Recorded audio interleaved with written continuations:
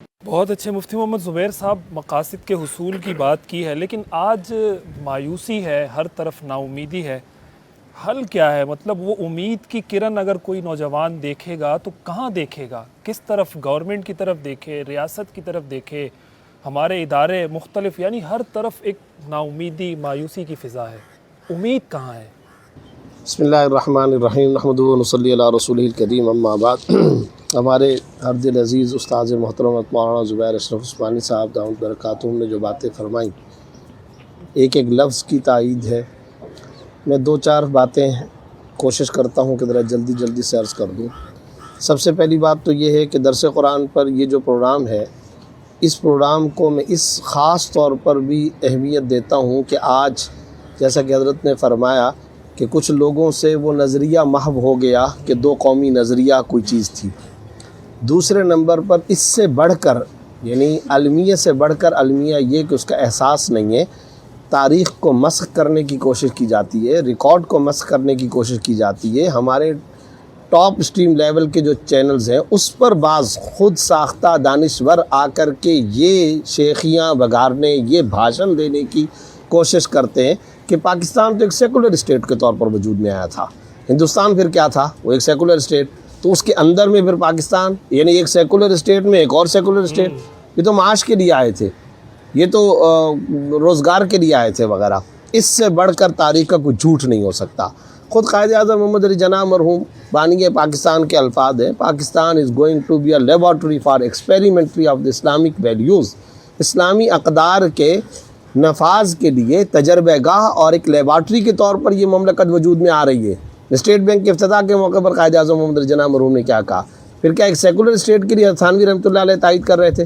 مولانا ظفر احمد صاحب عثمانی، حضرت مولانا مفتی محمد شفیع صاحب رحمۃ اللہ علیہ، علامہ شبیر احمد صاحب عثمانی رحمۃ اللہ علیہ، یعنی اپنے زمانے کے مجتہدین، فقہاء، علماء، ائمہ اسلام تھے یہ حضرات، اور تمام مسالک کے، ہم کسی ایک مکتب فکر کی بات نہیں کرتے، تو وہ کیا کسی ایک سیکولر اسٹیٹ کے لیے تائید کر رہے تھے اور خیبر پختونخوا کے اندر جا کے جلسوں میں تقریریں کر رہے تھے اور لوگوں کو اکٹھے کر رہے تھے، اور قلات سے لے کر کے خیبر پختونخوا، ناران و کاران، خانان سے بلوچستان تک کے علاقے، یہ سب کے سب کس لیے؟ ایک اسلامی اسٹیٹ۔ تو پہلے تو اس تاریخ کی حقیقت کو زندہ جاوید رہنا چاہیے، اس کو بار بار بیان کرنا چاہیے، یونیورسٹیوں میں، کالجوں میں، مساجد میں اس کا تذکرہ عام ہونا چاہیے۔ ایک نقطہ۔ دوسرا نقطہ یہ عرض کرنا ہے کہ آج کے پروگرام کا عنوان ہے امید۔ دیکھیں، پاکستان کو اللہ نے ہر طرح کے موسم دیے، نعمتیں دی، اللہ رب العزت نے اس قوم کے اندر ٹیلنٹ رکھا، یہاں میرٹ ہے، یہاں اعلیٰ درجے کی صلاحیتیں لوگوں کے اندر ہیں۔ میں اس کو عام طور پہ یوں بیان کرتا ہوں کہ اگر کسی کا گھر خراب ہو جائے نا، یعنی اس گھر کے اندر کچرا پڑا ہوا ہے، اس گھر کے اندر کچھ نجاستیں پڑی ہوئی ہیں، اس گھر کے اندر کچھ خرابیاں ہیں، تو کیا کوئی دنیا کا بندہ یہ کہہ سکتا ہے کہ اس گھر کو گرا دو؟ نہیں۔ کوئی یہ کہے گا کہ اب میں اس گھر کا دشمن بن جاؤں؟ کوئی یہ کہے گا کہ اس گھر کو منہدم کر دو، اس گھر کو خراب، اس کے وجود کا خاتمہ کر دو۔ تو پاکستان کو جب ہم وطن عزیز کہتے ہیں، اپنا گھر کہتے ہیں، اگر خرابیاں ہیں، خرابیوں کی اصلاح کی جائے گی، ملک سے دشمنی نہیں کی جائے گی۔ خرابیوں کی تندرستی، اس کی اصلاح اور مرمت، اس کو صحیح کرنے کی کوشش کی جائے گی۔ ملک دشمنوں کے ہاتھوں میں کھیلا نہیں جائے گا۔ یہ نہیں ہو سکتا کہ اب آپ اس ملک کے دشمن بن جائیں اور اس کے وجود کے خاتمے کی نعوذ باللہ باتیں کرنا شروع کر دیں۔ کبھی ڈیفالٹ کرنے جا رہا ہے، کبھی دیوالیہ پن کی باتیں کی جا رہی ہیں، مایوسی کی باتیں کی جا رہی ہیں، سب غلط۔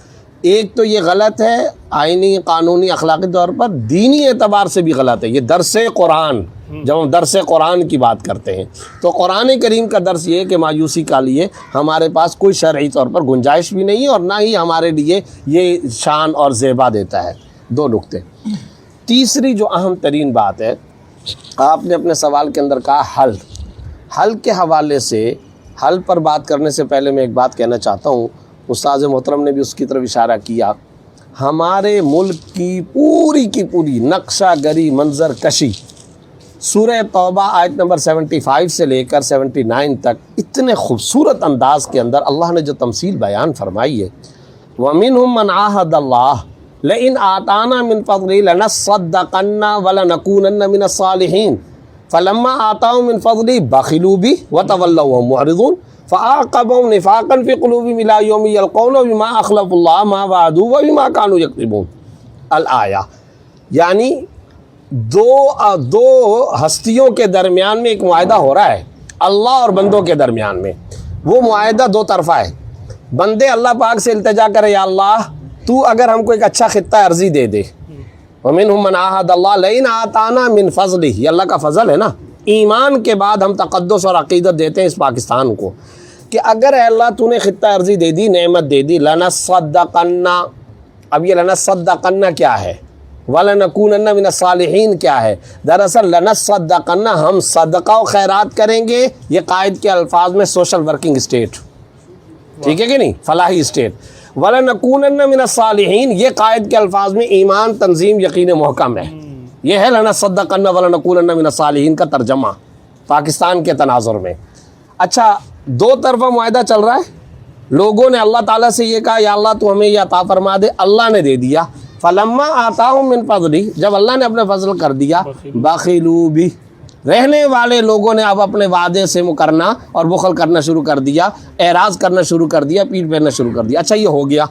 اب اللہ پاک کیا کریں گے؟ اللہ رب العزت کا لن تجد لسنت اللہ تبدیلا, تم نے معاہدہ کیا تھا, وعدہ کیا تھا. پہلا جرم ہم سب کا اجتماعی طور پر یہ کہ ہم وعدہ خلاف قوم واقع ہوئے. اب اللہ رب العزت نے کہا اچھا جب تم لوگوں نے یہ کر لیا تو کیا فَأَعْقَبَهُمْ نِفَاقًا فِي قُلُوبِهِمْ إِلَىٰ يَوْمِ يَلْقَوْنَهُ, اب اللہ نے سزا کے طور پر ان سب کے دلوں میں نفاق ڈال دیا. آج پوری قوم کے اندر ہر شخص اپنے ڈومین کے نفاق میں مبتلا ہے, ہر شخص اپنے اپنے دائرے کے نفاق میں مبتلا ہے. سیاست دان قوم سے جو بات کرتے ہیں بند کمروں کی بات الگ ہوتی ہے. اشرافیہ نچلی رعیت سے الگ بات کرتے ہیں, ان کے دل میں کچھ ہوتا ہے. ہمارے دفتر کے اندر جو بندہ آتا ہے, جو ہم سے بات کرتا ہے, جب وہاں سے نکل جاتا ہے اس کا رویہ الگ ہوتا ہے. چار بندے مجلس کے اندر جب بیٹھے ہوتے ہیں, جب ان میں سے اٹھ کر کے چلا جاتا ہے اپنے اشاروں سے, اپنی زبان سے, انہی ساتھ جن کے ساتھ مجلس میں وہ بیٹھا تھا اب ان کے بارے میں برے کمنٹس دے رہا ہوتا ہے. نفاق نفاق نفاق. ہم کسی کے ساتھ مخلص نہیں ہیں, ہمارا خلوص اخلاص ختم ہو چکا, ہم نے اپنا بیڑا غرق خود کیا ہے. تو یہ اب نفاق ہمارے ساتھ چل رہا ہے اللہ کی طرف سے سزا کے طور پر. اب آ جاتے ہیں حل کی طرف. حل کے حوالے سے بات تھوڑی لمبی ہو رہی ہے لیکن یہ ضروری ہے بات, پروگرام ادھورا رہے گا, ناقص رہے گا. عوام کی طرف بھی بہت سارے فرائض متوجہ ہوتے ہیں, اس سے زیادہ فرائض متوجہ ہوتے ہیں حکمران طبقہ, مقتدرہ, اشرافیہ, جن کے ہاتھ میں اختیار ہے, ارباب اقتدار و اختیار. اب جو میں باتیں عرض کرنا چاہتا ہوں چند نکات. پہلا کام, مذہب سے چھٹکارے کے رویے کو ختم کریں. دین سے چھٹکارا, دیس نکالا دینا, نفاق, بوجھ, وبال سمجھنے کا بیہیویئر ختم کریں. رہنمائی کا رویہ رکھیں کہ اے قرآن ہمیں تو رہنمائی دے دے. الف لام را کتاب انزلناہ الیک لتخرج الناس من الظلمات الی النور. یہ نور ہے بھائی, یہ روشنی, اس سے روشنی مل جائے گی وطن کو, اس سے سب کو روشنی ملے گی. دیس نکالا نہ دیں, وبال نہ سمجھیں, اپنے اوپر بوجھ نہ سمجھیں. یہ نہ کہیں کہ یار یہ ہمارے اوپر ایک خود ساختہ, ہم نے اپنے اوپر نعوذ باللہ کو بوجھ بنا کر کے رکھا ہے. نہ, پہلا کرنے کا کام یہ ہے. دوسرا کرنے کا کام, سودی نظام کو طوالت دینے کے رویے کے بجائے چھٹکارے کا رویہ رکھیں. مولانا زبیر عثمانی صاحب تشریف فرمائیں, ان کے خانوادے کی سودی نظام کے خلاف پاکستان میں سب سے زیادہ ان کی محنت ہے, ان کی سب سے زیادہ خدمات ہیں, سب سے زیادہ خدمات انہی کی ہیں قانونی طور پر. اور باقاعدہ ایک اسلامک بلاک وجود میں آ چکا ہے اسلامی بینکاری کا. تو بات یہ ہے کہ ان سے لیں, یہ آپ کے سپوت ہیں, انہوں نے تحریک پاکستان کی یہ اولادیں ہیں. ہم نے 7ویں 8ویں کے مطالعہ پاکستان میں مفتی محمد شفیع صاحب رحمۃ اللہ علیہ کا پڑھ کر کے ہم آگے بڑھے ہوئے ہیں. تو ان سے لیں, ان سے زیادہ خلوص اخلاص والا تمہیں کوئی نہیں ملے گا. یہ جا کر کے دوسری دنیا کے اندر اسلامی بینکوں کی پوری برانچیں اور بلاک قائم کر رہے ہیں, تو اپنے ملک کے اندر کیوں نہیں ان سے رہنمائی دی جاتی ہے. تو اب بات یہ ہے کہ سودی نظام کے خاتمے کی طرف آنا ہوگا. پہلی بات, مذہب سے جو دوری کا رویہ اس کو ختم, سودی نظام کی طوالت نہیں بلکہ چھٹکارا. تیسرے نمبر پر پروٹوکول کلچر کا خاتمہ. اور عجیب ہم لوگ ہیں, پیسے لیتے ہیں, قرضے لیتے ہیں, اور قرضے لے کر کے عشرت قدوں پہ, عیاشیوں پہ, لگژری لائف پہ, پروٹوکول پہ خرچ کرتے ہیں. یعنی اس سے بڑھ کر دنیا کی کیا حماقت ہو سکتی ہے. اے بھائی تم مجھ کو پیسے دے, میں نے گھر کے باہر گملے لگانے, پیسے دے دو میں نے قالین بچھانے, پیسے دے دو میں نے 10 لاکھ کے کرٹن لگانے, پیسے دے دو میں نے لگژری گاڑیاں خریدنی ہیں. قرضے دے دو, اس کا پھر سود, اور پوری قوم اس میں تباہ و برباد. تو یہ جو پروٹوکول کلچر ہے اس کا خاتمہ۔ چوتھے نمبر پر پاکستان میں بسنے والی مایوس اقوام سے گرینڈ جرگہ حکمت، ہمدردی، پیار اور محبت کے ساتھ اپنائیت کے لہجے میں گفتگو کریں، بہت ضروری۔ اور ان سے جب تک گفتگو نہیں کریں گے، جتنی مایوس قوم ہے، بلوچوں سے گفتگو کریں، سندھیوں سے گفتگو کریں، پختونوں سے گفتگو کریں، حکمت کے ساتھ کریں، پیار کے ساتھ کریں۔ اور آخری بات یہ ہے، تمام سیاسی جماعتوں سمیت تمام اسٹیک ہولڈرز وہ باقاعدہ طور پر آپس کے اندر پاکستان کو اپنا گھر سمجھ کر خلوص و اخلاص کے ساتھ گرینڈ جرگے کی شکل میں مسائل کے حل کے لیے سر جوڑ کر بیٹھیں، بات چیت کریں، اور اس بات چیت میں ون پوائنٹ ایجنڈا پاکستانیت، پاکستان کو سنبھالا، پاکستان کی معیشت، پاکستان کا سیاسی استحکام، پاکستان کا جغرافیہ استحکام، اس کی نظریاتی سرحدوں کی حفاظت، تمام کے تمام اسی کو کہا جاتا ہے اہل و حق کی مشاورت، وشاورہم فی الامر۔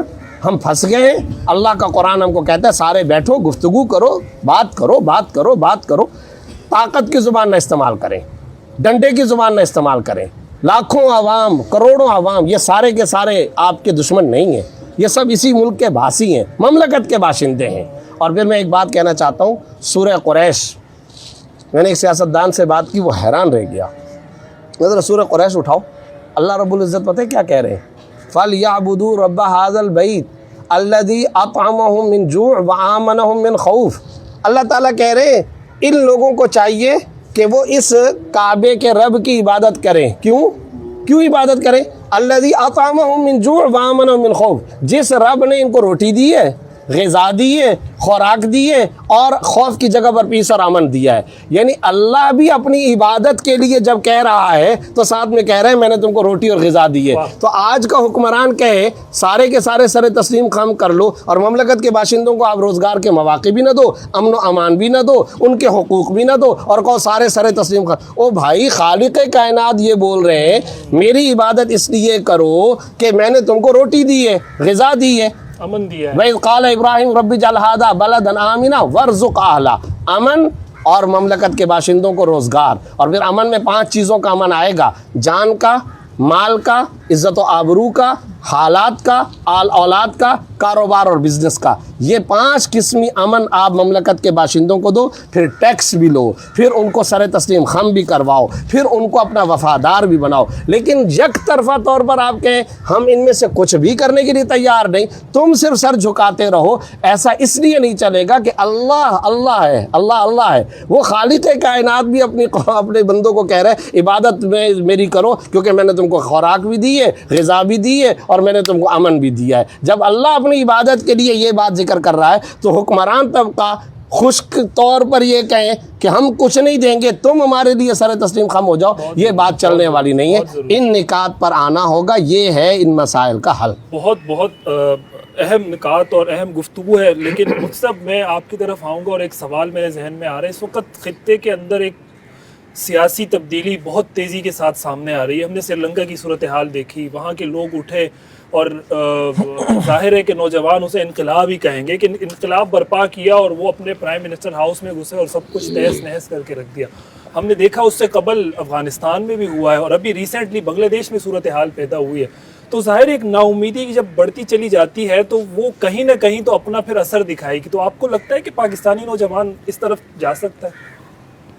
پاکستان میں صورتحال تو اسی طرف جا رہی ہے کہ نوجوان اور ہماری عوام وہ مایوس ہے، جس سے بھی بات کرو وہ سب کچھ ہوتے ہوئے بھی مایوس ہے۔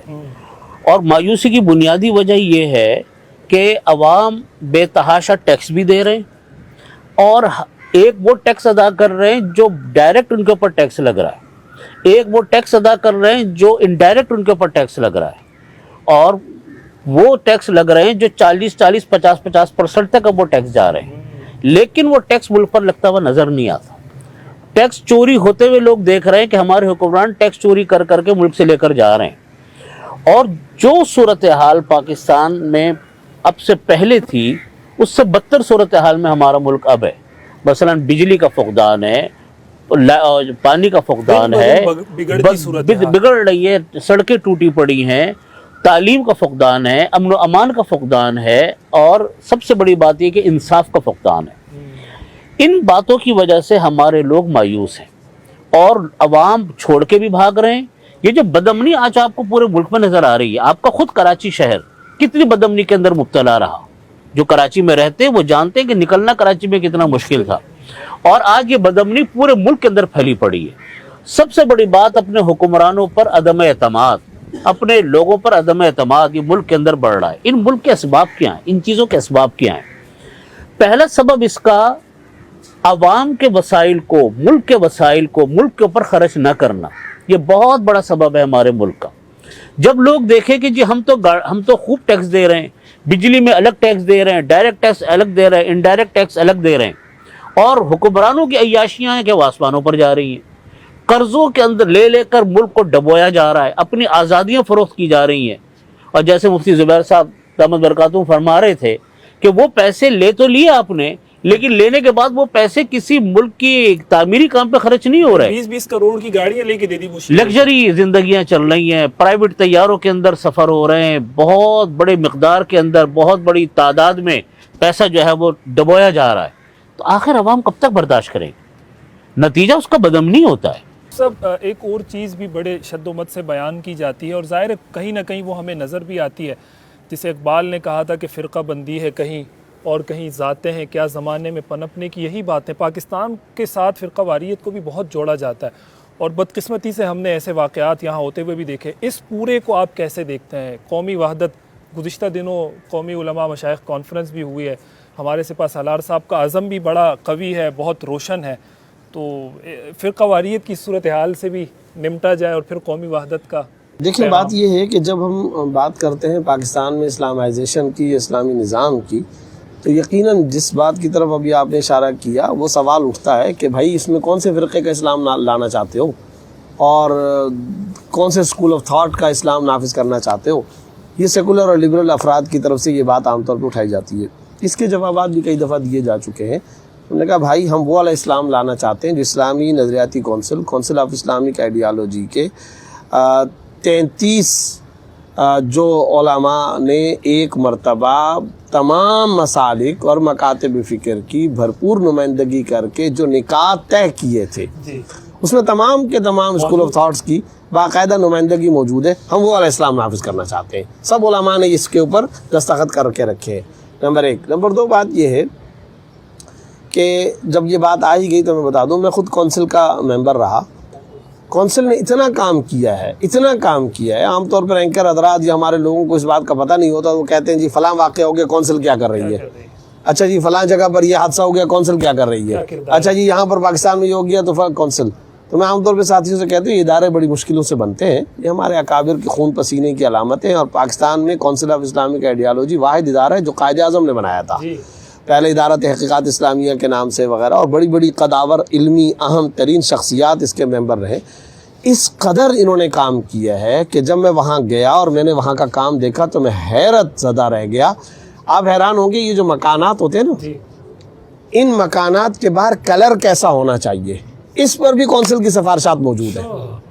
یعنی تم زیادہ ٹائلیں نہ لگانا اور زیادہ اچھے کلر لال پیلے نیلے نہ کرنا، کیونکہ بعض غریب پڑوسیوں کا دل اس میں پریشان ہو سکتا ہے. یعنی اس حد تک کی سفارشات ہیں. ابھی یہ سفارش ہم نے کی میرے اپنے ٹینور کے اندر آئی کہ یہ جو لفظ ہے بھنگی کا، یہ جو ہم سینیٹری والے جو عملے کے لوگ، یہ لفظ نہیں استعمال کرنا چاہیے. عملہ نظافت ان کو کہنا چاہیے، ان کو صفائی کا محکمہ کہنا چاہیے، ان کو کچھ اور، تاکہ کیونکہ صفائی تو نصف ایمان ہے، تو نصف ایمان کا کام کرنے والا جو محکمہ ہوگا اس کو ہم اس طریقے سے خاکروب بولیں، مٹی والا بولیں، بھنگی والا بولیں، گٹر والا بولیں، وہ تو ایمان کی تکمیل کا ذریعہ ہے. تو اس پر میں نے وہ حدیث بھی پیش کی تھی کہ حضرت رافع کی جو ترمذی کے اندر حدیث موجود ہے کہ وہ فرماتے ہیں کہ نحن السماسرہ، ہم لوگ جو ہے دلال کا کام کرتے تھے، یعنی کمیشن ایجنٹ. تو آپ کو پتہ ہے ہر دور میں کمیشن ایجنٹ شرائط کے مطابق وہ جائز ہے، ناجائز نہیں ہے، لیکن یہ کوئی بہت زیادہ پسندیدہ کام نہیں ہے. وہ صحابی جب وہ روایت بیان کرتے ہیں تو روایت بیان کرتے ہوئے عجیب بات کہتے ہیں کہ ایک مرتبہ رسول اللہ صلی اللہ علیہ وسلم ہمارے پاس تشریف لائے، وَنَحْنُ نُسَمَّى السَّمَاسِرَةَ، ہم دلال کہلائے جاتے تھے.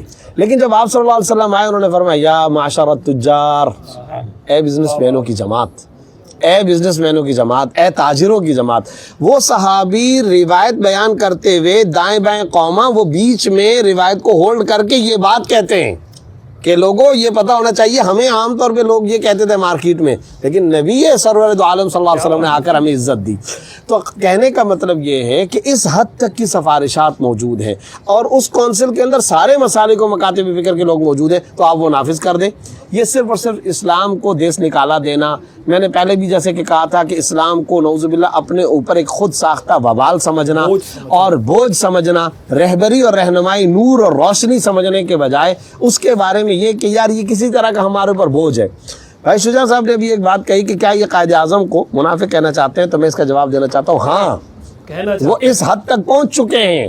چنانچہ آپ کے ٹاپ اسٹریم میڈیا کے اوپر وہ یہ کہتے ہیں، ایک صاحب نے، میں اب نام نہیں لینا مناسب سمجھتا، انہوں نے باقاعدہ کیا بات کہی، میں حیران رہ گیا جب وہ پروگرام میں نے سنا، اور پاکستان کے نمبر 1 چینل پر وہ کہہ رہے ہیں کہ دراصل یہ بات تو درست ہے کہ قائد اعظم پاکستان اسلام کی بات کرتے تھے، مگر وہ اس وقت لوگوں کی حمایت لینے کے لیے کہہ رہے تھے، اور جب ملک بن گیا تو پھر تو انہوں نے کہا مقصد حاصل ہو گیا، پھر انہوں نے اسلامائزیشن کی اور اسلام کی باتیں کرنا چھوڑ دی. یہ اس وقت تو کرتے تھے، بعد میں نہیں کر رہے تھے. یعنی گویا کہ نعوذ باللہ وہ قائد اعظم کو منافق ثابت کرنے کی کوشش کر رہے ہیں. وہ گویا کہ یہ کہہ رہے ہیں غداری نعوذ باللہ انہوں نے کی، گویا کہ وہ ان کو منافقت کہہ رہے ہیں. کیا کیا لیبل لگانا چاہتے ہیں؟ یعنی اسلام منظور نہیں ہے، اسلام نہیں چاہیے. بانیان پاکستان کے منہ کے اندر ہم اپنی زبانیں ڈال دیں گے، ہم نے اس سے نعوذ باللہ جان چھوڑانی ہے. تو ایک بات آپ نے حل کے بارے میں بھی کہی تھی، پروگرام ادھورا ہوگا. اس وقت پاکستان کا ایک بہت بڑا مسئلہ عدلیہ کا نظام بھی ہے. عدالتی نظام کو درست ہونا چاہیے. یہ جو ہم نے عدالتی نظام اس وقت اڈاپٹ کیا ہوا ہے، یہ ایسا سڑا ہوا، ایسا فرسودہ، ایسا اس وقت کا ظالمانہ نظام رائج ہے. اچھا عجیب بات یہ ہے کہ ہمارے خود اشرافیہ طبقہ، حکمران طبقہ بھی اپنے خود اس عدالتی سسٹم سے نالاں ہیں. وہ عوام تو نالاں ہیں. اب آپ دیکھیں نا ذرا لوگوں کی مایوسی کا لیول چیک کریں. اب کتنے واقعات عام ہونا شروع ہو گئے کہ لوگوں نے اپنے پیاروں کے قاتلوں کو عدالتوں کی کچہریوں میں قتل کرنا شروع کر دیا ہے. اور وہ کیا کام کر رہے ہیں؟ عدالتوں کے دروازوں پہ قتل کر رہے ہیں. کیوں؟ اس لیے کہ نظام سے مایوس ہیں. جسٹس سسٹم اس قدر سست ہے، اس قدر سڑا ہوا ہے، اس قدر آپ سمجھے دوہرے میں. یار اچھا ابھی 4 دن پہلے کیا چیف جسٹس آف پاکستان نے 25 سال جس کو قید دے دی، کیا اس سے معافی نہیں مانگی ہے؟ یہ الفاظ کہیں سپریم کورٹ معافی مانگتی ہے. لاہور ہائی کورٹ کے چیف جسٹس نے کیا معافی نہیں مانگی؟ کراچی کے اندر 2 افراد تازہ ابھی ایسے پیش آئے کہ جن کو پھانسیاں ہو چکی ہیں، بعد میں ان کو باعزت بری کیا گیا ہے. پھانسیاں ہو چکی، مر گئے. کیسا نظام ہے؟ اس نظام کے توق کو کب تک آپ لوگوں کی گردنوں کے اندر اسی طریقے سے ڈالے رکھیں گے؟ قرآن تو کہتا تھا یضع عنہم اسرہم والاغلال التی کانت علیہم، جو بوجھ تھے، جو توق تھے، اسلام نے آ کر کے ان کی گلوں سے اتارا، بندوں کو بندوں کی نظام سے نکال کر بندوں کے رب کی بندگی کی طرف منتقل کیا. تو اس طرف آنا پڑے گا. اور ان ساری باتوں کا مخاطب زیادہ تر ارباب اقتدار طبقہ ہے، اشرافیہ ہے، مقتدرہ ہے. پاکستان جیسی نعمت دنیا بھر میں کہیں نہیں. ہاں ایک بات میں اور بھی کہنا چاہتا ہوں، جو بھائی عابد صدیق صاحب نے کہی تھی، شجاع بھائی نے بھی کہی تھی، اس میں کوئی شبہ نہیں. ہم دنیا کے مختلف ملکوں میں گھومتے ہیں، مسائل ہیں. یہاں کے نوجوانوں کو امید دلانی چاہیے. جو یہاں پر ہر صورت میں پاسپورٹ حاصل کر کے اس ملک سے باہر نکلنا چاہتے ہیں، جو مزدوری کرتے ہیں، ہم نے ان کو دبئی کے اپنے مختلف مشترکہ 50-50 20-20 18 افراد جہاں جمع ہو کر کے رہتے ہیں، ان پاکستانیوں کو دروازوں کے پیچھے کھڑے ہو کر بلک بلک کر روتے ہوئے بھی دیکھا ہے. میں ابھی کچھ عرصہ پہلے لندن سے آیا ہوں. وہاں کے چھوٹے چھوٹے گھر ہیں، وہاں کے مسائل اتنے ہیں جس کی کوئی حد نہیں. اور آپ کو ایک اور بات بھی بتاؤں، کیا آپ چاہتے ہیں کہ آپ کی اولادیں اسلام سے برگشتہ ہوں؟ مجھے وہاں کے علماء نے باقاعدہ فگرز دیے ہیں کہ لیڈز کی یونیورسٹی سے اتنے لوگ مرتد ہو چکے، اور برمنگم کی یونیورسٹی میں اتنے مسلمان پاکستانی میر پور آزاد کشمیر کے، اٹک کے، چھچ کے، پاکستان کے، وہاں کے یہاں کی نوجوان نسلیں وہاں پر وہ گئے، ان کے والدین وہاں پر سیٹل ہیں، اور اب وہ اتنے فگرز لندن کی فلاں یونیورسٹی سے اتنے، فلاں سے اتنے، فلاں سے، وہ مرتد ہو رہے ہیں، اسلام سے نکل رہے ہیں. تو کیا آپ اپنی اولادوں کو یہ چاہتے ہیں؟ فیملی سسٹم وہاں نہیں ہے، خاندانی نظام تباہ ہے. تو بھائی ان مسائل کو بھی دیکھو.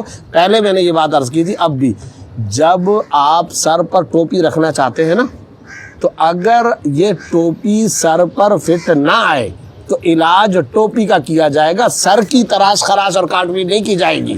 ہم یہاں کیا کرنے لگ رہے ہیں, چونکہ فٹنگ نہیں ہو رہی نا تو اب سر کو کاٹو. ارے بھائی یہ نہیں ہے, گھر میں نجاست ہے, گندگی ہے, اس گندگی اور نجاست کو دور کرو. یہ نہیں کہ تم گھر کی دشمنی لے آؤ, یہ نہیں تم گھر کو ہی برا بھلا کرنا شروع کر دو. میں ایک اور مثال سے سمجھانا چاہتا ہوں, نعوذ باللہ اللہ نہ کرے, مکہ اور مدینہ کی تو مثال نہیں دیتے, کوئی بھی اگر مقدس شہر ہو وہاں بدامنی ہو جائے, اگر وہاں فرض کرے بدامنی ہو جائے, معاشی تباہ کاری ہو جائے, تو ہم کیا کہیں گے کہ ہمارے اس مقدس شہر کو چھوڑ دوں, اس کی دشمنی کرنا شروع کر دو؟ کیا اس کو دیس نکالا دے دو؟ کیا نعوذ باللہ اس کے وجود کا خاتمہ کر دو؟ نہیں. ہاں ہم یہ کہیں گے وہاں جو خرابیاں ہیں ان خرابیوں کی اصلاح کرو. تو وطن عزیز کے یہ مسائل, ان مسائل کو انہی نوجوان طبقوں نے, انہی سارے کے سارے مقتدرہ اور ہم سب نے مل کر, عوام نے بھی اور حکمران طبقے نے بھی ٹھیک کرنا ہے. یہ نہیں ہے کہ ہم اس ملک کی دشمنی پر آ جائیں. اور اس میں آخر میں یہ بات بھی, آج 14 اگست یوم آزادی کے طور پر یہ بات کہنا چاہتا ہوں, ہمارے جتنے پاکستان میں مایوس طبقات ہیں ان کو حکمت کے ساتھ ادعو الی سبیل ربک بالحکمت والموعظۃ الحسنہ,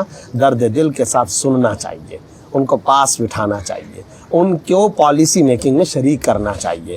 ہمارے بلوچوں سے بھی بات کرنی چاہیے, ہمارے پختونوں سے بھی باتیں کرنی چاہیے, ان کو بٹھانا چاہیے, مایوسیوں کے گہرے سمندروں سے ان کو نکالنا چاہیے. ہوپ دیں, امید دیں, روزگار دیں, معیشت کی اصلاح کریں, اور ان کو ٹھیٹ اور جینون پاکستانی ہیں اور ان کو پاکستانی بنائیں. سب غدار نہیں ہوتے, سب ملک دشمن نہیں ہوتے.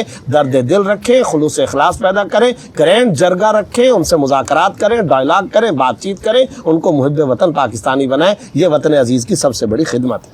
بہت اچھے. ناظرین, جہاں نا امیدی, مایوسی اور ہر طرف یہ تمام باتیں ہو رہی ہیں اور انہی موضوعات پر گفتگو ہو رہی ہے, وہاں پاکستان کے ایک بیٹے نے نام روشن کیا ہے پیرس اولمپکس میں. ارشد ندیم نے گولڈ میڈل صرف نہیں جیتا بلکہ عالمی ریکارڈ بھی قائم کیا. ہم سب میں چاہوں گا ارشد ندیم کو بہت زیادہ مبارکباد, اور دل کی گہرائیوں سے مبارکباد, اور ساتھ ہی ساتھ تحسین علماء کے طبقے کو بھی میں درخواست کروں گا ان کی تحسین کریں. تحسین میں بخل سے کام نہ لیں, بھرپور تحسین.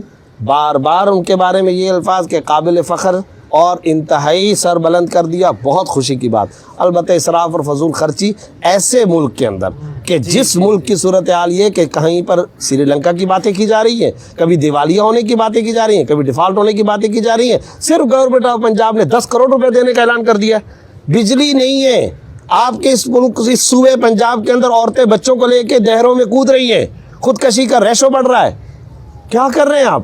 کیوں اس طرح کی فضول خرچی؟ میری ان باتوں کو یہ نہ سمجھا جائے کہ پاکستان کا ایک گولڈ میڈل لے کر کے آنے والا میں اس کی حوصلہ شکنی کر رہا ہوں. آئے ماتھا چومیں گے, ہمارا سر فخر سے بلند کر دیا. بار بار پیار ہے, محبت ہے, فخر ہے, وہ قابل فخر ثبوت ہے, سب کچھ ہے. لیکن خدا را یہ 10 کروڑ وہاں سے, 50 لاکھ ادھر سے, 20 لاکھ ادھر سے. آپ کے مملکت کے باشندوں کی حالت یہ ہے کہ وہ بجلی کی وجہ سے تباہ ہیں, IPPs کی وجہ سے تباہ ہیں, ان کو کھانے کو نہیں مل رہا.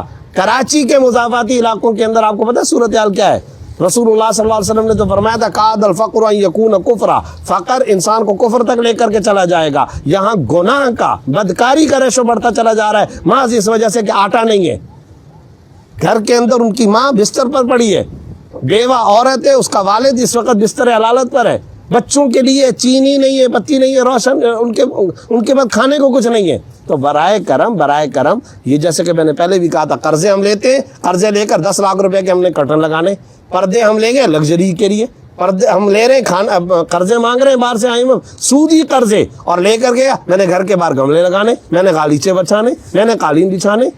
بھائی یہ قرضے لے کر بھی کوئی پل تھوڑی بن رہے ہیں, قرضے لے کے بھی کوئی سڑکیں تھوڑی بن رہی ہیں. قرضے لے کر وہ تو ہماری جو پہلے کے ایسٹس ہم ان کو بھی گروی رکھتے چلے جا رہے ہیں. تو برائے کرم اعتدال ہونا چاہیے, باعزت قوموں کی خوشی کے جو طریقے ہیں وہ اپنانے چاہیے. ساتھ ہی ساتھ دینی اعتبار سے جو لوگ بڑے بڑے کارنامے انجام دیتے ہیں, ریاست کو چاہیے ان کی بھی حوصلہ افزائی کیا کریں.